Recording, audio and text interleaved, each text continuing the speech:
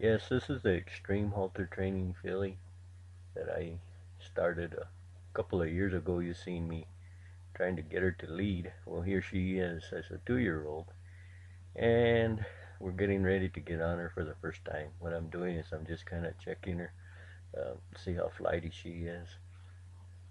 And as you can see, when I tried to jump on her the first time, she kind of jumped back, and she did the same thing this time.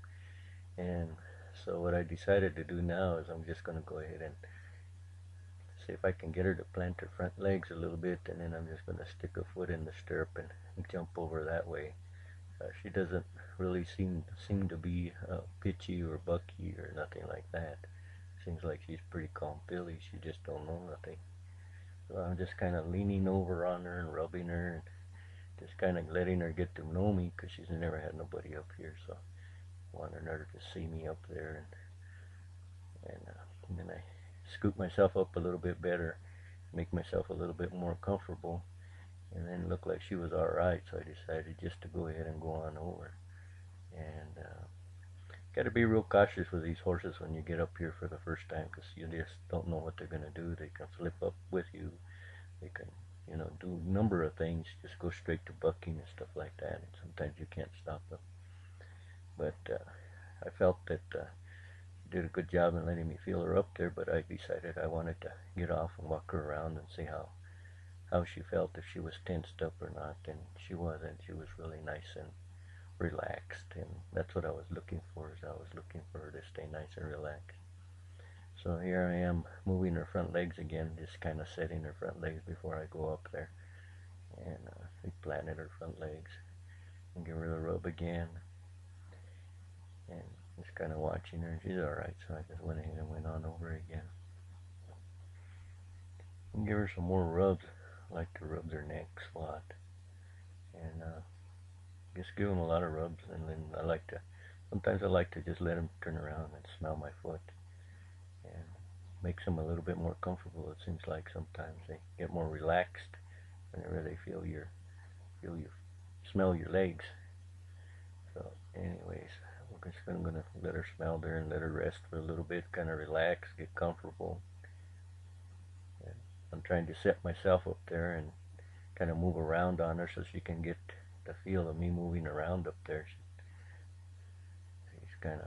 She's doing all right. Now I'm getting ready to start asking her to move on out, and she's never moved out before, so you can probably see, you'll start to see my right leg starting to move just a little bit. I start using my legs right away to teach him to move on out, and I'm going to ask her to move on out, and I ask her and I stop, and then I ask her again, and there she goes.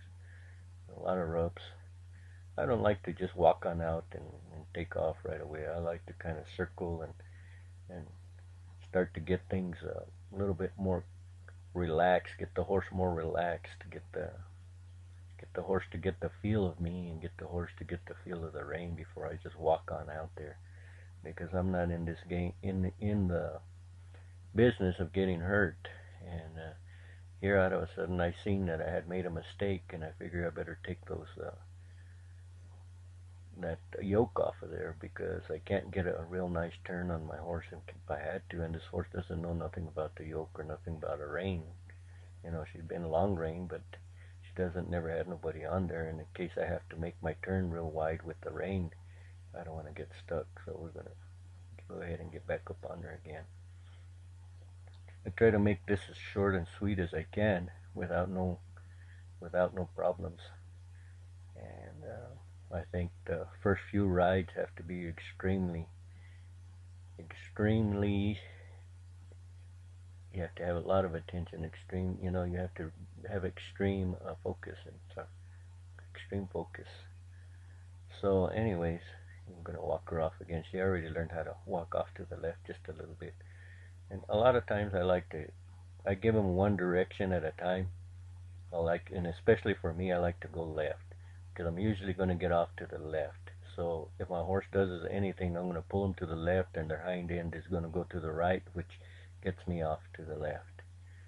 Okay, and we're just kind of walking around, and now that lady that's taking a young girl that is filming me, the horse is kind of walking to her, and then I'm letting her know that if anything goes wrong, this horse is going to go straight at her. so for her to be careful.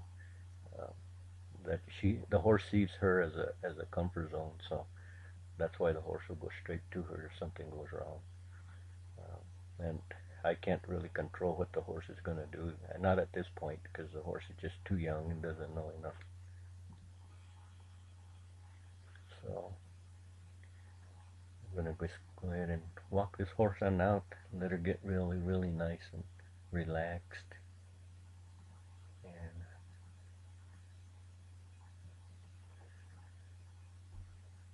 give her a lot of rubs, talk to her a lot. I'm still using my legs a little bit to have her move out, and just teaching her the feel of the rein. So you see me pulling my hands down and just giving her, touching the rein a little bit, because I want her to get the feel of that bit and my hand on that rein. And she's doing real, real good. I mean, she's really nice and relaxed. I've done a lot of work with her when she was younger, so looks like it's starting to pay off.